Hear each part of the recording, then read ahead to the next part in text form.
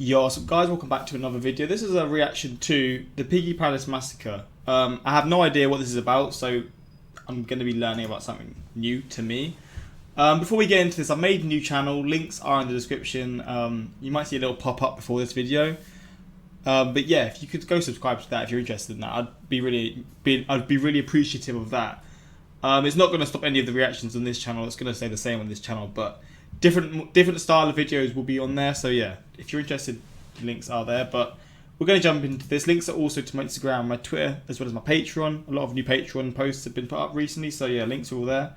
But let's just jump into this. Piggy Palace, the focus of today. If you have heard of Piggy Palace, the focus of today's story, then you know how horrific this story is. If you've never heard of Piggy Palace, well, viewer discretion is advised. But before we get into today's story, if you're a fan of the strange, dark, and mysterious delivered in story format, then you come to the right place, because that's all we do, and we upload 3 or 4 times every week. So if that's of interest to you, please set the like button up for a practice sales call with William M. Buttlicker. Also, please subscribe to our channel and turn on all notifications so you don't miss any of our weekly uploads. All right, let's get into today's story.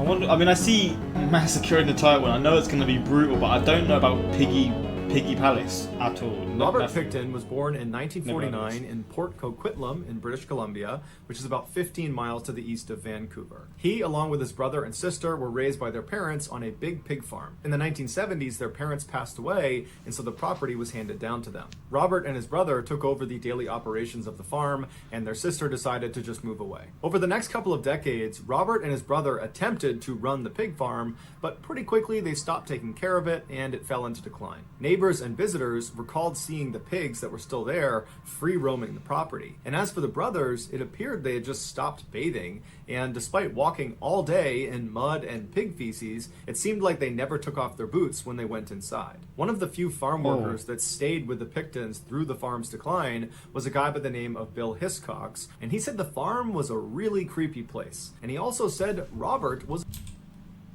Imagine seeing this shit on Google Maps, bro. It's kind of creepy. You know, there's this sort of images. I swear there was an image of like someone who was dead on Google Maps. It might have been like one of those fake internet things, but I believed it was actually someone who was dead. This would sort of be similar, not as scary, but just seeing this would just be like an eerie sort of feeling to it. A really creepy guy that was prone to just totally bizarre behavior, even though he didn't smoke or drink or use any substances. Eventually, the Picton brothers realized they were not cut out to run the pig farm like their family had for generations before them, and they decided their best move was just to sell portions of their land. But neither of them could have guessed just how much their land was worth. From 1994 to 1995, they managed to sell off almost all of their property to an urban developer for over $5 million. And so suddenly these filthy, failed pig farmers had become millionaires, and neither of them knew what to do with the money. After a year of just sitting on the money and not doing much with it, they decided they wanted to do some good with their money.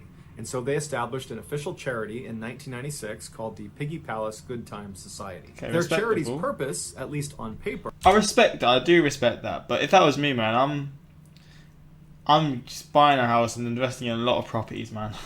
Trying to keep the welfare. Was to help raise money for various organizations that they deemed worthy by running events like dances and shows. And while that might have been their original intention for this charity, what it ultimately became was a guise to host these wild drug and alcohol-fueled parties inside of their slaughterhouse, which, even though it wasn't being used anymore because they were no longer really doing any pig farming, it still conspicuously had big hooks coming down from the ceiling and bloodstains all over the ground underneath them. These Piggy Palace parties became infamous in Coquitlam, drawing crowds of up to 2,000 people, predominantly bikers, drug addicts, and prostitutes from the poverty-stricken downtown east side of Not a good mix. Robert had become familiar with that part of Vancouver because he used to go through there all the time to dispose of animal waste products at their rendering plant. Once the Piggy Palace charity was in full swing, Robert started going back into that neighborhood where he would cruise down the 10-block strip called the Low Track and would attempt to recruit people to come to his parties. Most of the people he recruited were down-on-their-luck women who only agreed to go because he was offering them food and money and drugs and alcohol. At the same time Robert was running this recruiting campaign, women from the downtown east side began disappearing in droves. These disappearances were noticed by the men and women in the downtown east side, but they didn't report them because they had a general distrust of the police and of authority figures in general. But as more and more and more women disappeared from the downtown east side, rumors of a serial killer operating in that area started to circulate. Residents began only going outside if they could walk around in a big group of people, and everybody was just totally on edge, keeping careful lookout for anything odd about the neighborhood, people that shouldn't be there, cars that shouldn't be there. But despite this heightened security, women continued to go missing at a rapid rate, and nobody knew why. When the police were finally contacted about all these missing women, their response was lacking, to say the least. Since there were no bodies of these missing women, the police said it was reasonable to assume that the women were to blame, that their lifestyles must have caught up with them and they either ran off somewhere or perhaps they overdosed somewhere and their bodies just haven't been found yet. I've learned a lot about how they treated these situations with women in this kind of job or in similar jobs. The police deal with these situations in a certain way. I've learned through his videos. Residents of the downtown east side. They don't take it serious, do they? No, this is different. There's something wrong here. The police basically said, we're not getting involved. When the newspapers found out about this totally apathetic response from the police, they criticized them for intentionally deprioritizing these missing women because the majority of them were drug addicts and prostitutes, and so therefore weren't worthy of a full investigation. The police rejected this claim. On the evening of March 22nd, 1997, so 1 year after the Piggy Palace had been stood up and they started throwing all these parties, and 1 year after dozens of women have gone missing from the downtown east side, the Pictons' neighbor heard a frantic knock on their front door. They ran over, they opened it up, and what they saw was this woman who was hunched over with one hand on her bleeding stomach, and dangling from her wrist was a handcuff. The neighbor was obviously shocked at what they were seeing, but they quickly ushered the woman in, and they called her an ambulance. The woman was rushed to the hospital where she immediately was put into emergency surgery. Afterwards, while she was in recovery, she told her nurses that her name was Wendy and she had been at one of those Piggy Palace parties, and one of the owners of the farm, Robert Picton, had tried to put a handcuff on her, and when he did, she fought back. He drew a knife, he stabbed her in the stomach, she was able to get the knife back, she stabbed him in the face before turning and running out the door and making it to the neighbor's house. Right after she told this story, Robert Picton actually showed up at the exact same hospital with a serious laceration on his face that was consistent with being stabbed. The medical staff had already called the police, who showed up minutes later, and when they went inside, they searched Robert and they found in one of his pockets a handcuff key. And that handcuff key opened the handcuff that was still on Wendy's wrist. And so when the police saw that, they arrested Robert on attempted murder. While Robert was in custody, he explained to officers that Wendy was lying. She was a drug addict, and she had come to one of their Piggy Palace parties, and he had caught her trying to rob them. He had confronted her, she drew a knife, and that's when a struggle ensued, and both of them got stabbed, and Robert said he was just lucky to be alive. The police believed him and dropped all of his charges and let him go. What? What? What?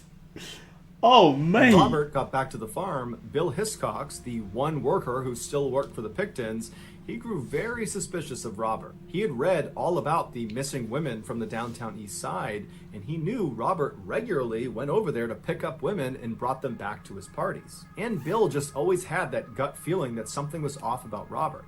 And so he sat on this gut feeling for a couple of months until finally he decided he had to tell someone. And so he called the Crime Stoppers tip line, and he told them that he thought Robert had actually attacked Wendy, not the other way around, and that actually Robert was most likely behind some or all of these missing women from the downtown east side. Bill also said that a recent female party guest at the farm had seen a pile of women's clothing inside of Robert's trailer, along with at least 10 purses and women's ID cards. The police followed up with Lisa to confirm what she saw, but she was scared of Robert and said she wasn't going to cooperate.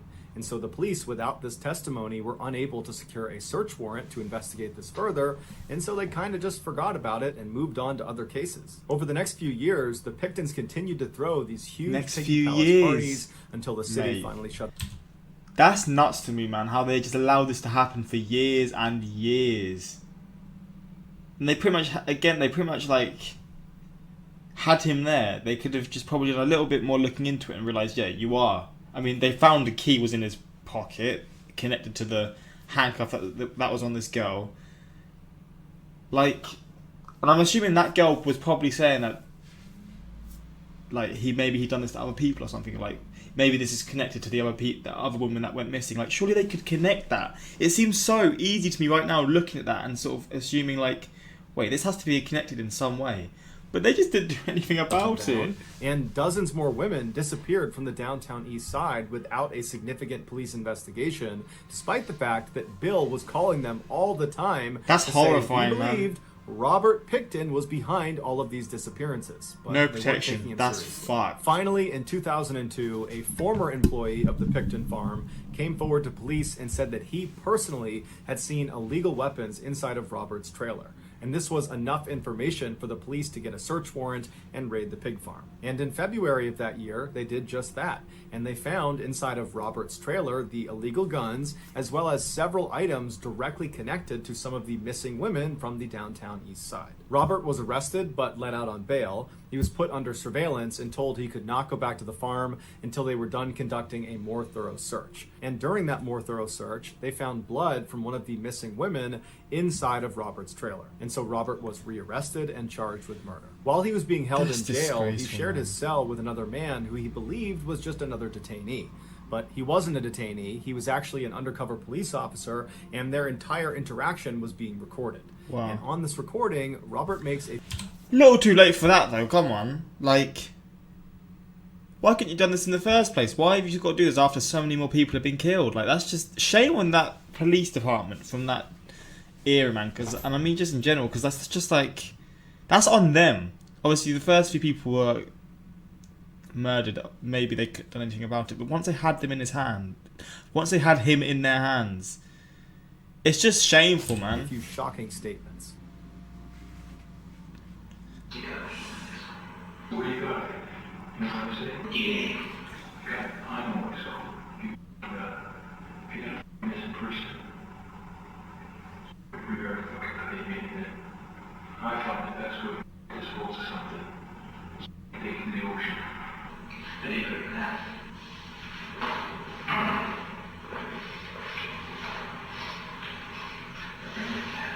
Yeah?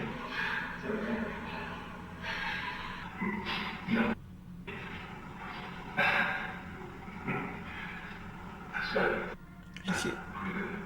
Look at his fucking... What is that on his head? Just shave it off by now, Sunshine. Come on.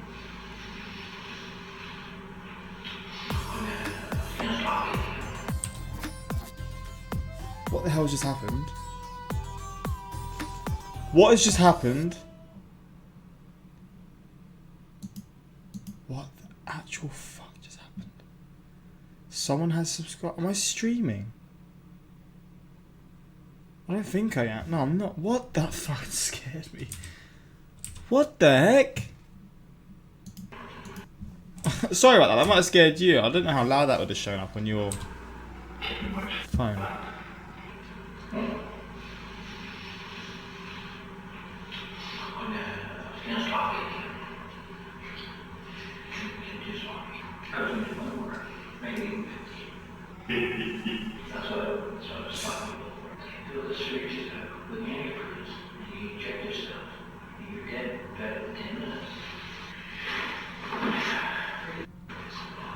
You evil fuck, man.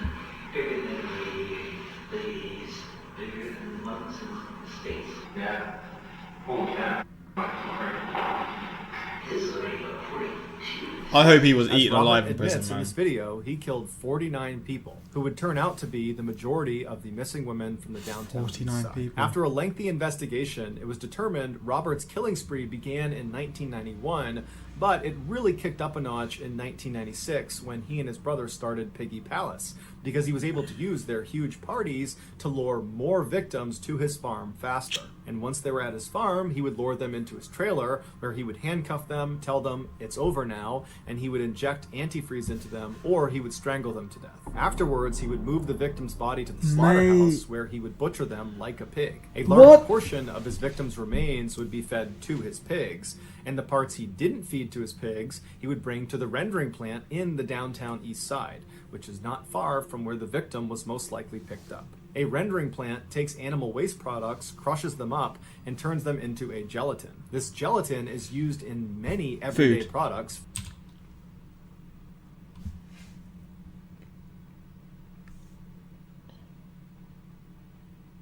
Nah, this is another level, man. So you're saying they turned these human body parts into gelatin? From candy to cosmetics, which means Robert's victims wound up in things like lipstick and gummy bears. Also, sometimes while Robert was going through this horrific disposal process, he would set aside some of the best cuts of meat and grind them up with pork and turn them into sausage. This sausage was served at Piggy Palace Park. Wow. Okay, this has just took another turn. I mean, I thought this was already messed up, but this is just... Holy shit. It was also given to neighbors and food banks and orphanages. After sifting through 300,000 cubic meters of soil and pig feces underneath the Picton farm, investigators were only ever able to find little bits of remains of 26 women. Robert was charged with all 26 murders, but only 6 turned into convictions due to a lack of evidence. He was sentenced to life in prison and is still alive today. His brother and sister were never charged in connection with the crimes. So that's going to do it, guys. If you found the secret in today's episode, I'm let us sure know in the comments what it is. they must have been connected in some way. I mean, maybe not, but especially his brother. Yeah, that's weird, man. Flipping heck. Yes, Vancouver's PD's finest were on this case. Terrible for the victims. Would have been far, far fewer if they'd listened. I suppose, in one way or another, some of those same cops ended up eating the girls they were supposed to be looking for while they were partying in Piggy Palace. And a cruel and morbid sense of payback. Tell me about it. Undercover officer. If I just swear a lot, he'll have no idea. I knew the story and hesitated to hear it again, but MrBallen's unique and somehow soothing hand-holding, humane delivery of things grisly convinced me to give it a go. Didn't disappoint. Yeah, I had no idea about this at all, and yeah. Now I know why it says mature audiences only. Obviously, most of his videos are like this, like just crazy, but this might have been, in terms of like actually like how evil this person was. I mean, again, every video is about evil people other than like this picture was taken before disaster. But the majority of them are just on evil people, but this might be the most evil out of them all. Because it wasn't just the murdering, it was everything else around it too. Fuck, man. I feel kind of sick. Oh, mate, imagine like eating that food and then realising what he's done. You must want to like sick it all up even though you've ate it 2 years ago. Like, oh, mate, that is horrible. But yeah, hopefully you enjoyed this reaction as much as you can, obviously. But if you want more MrBallen reactions, just let me know what you want to see next. And yeah, until next time, like, subscribe. Peace.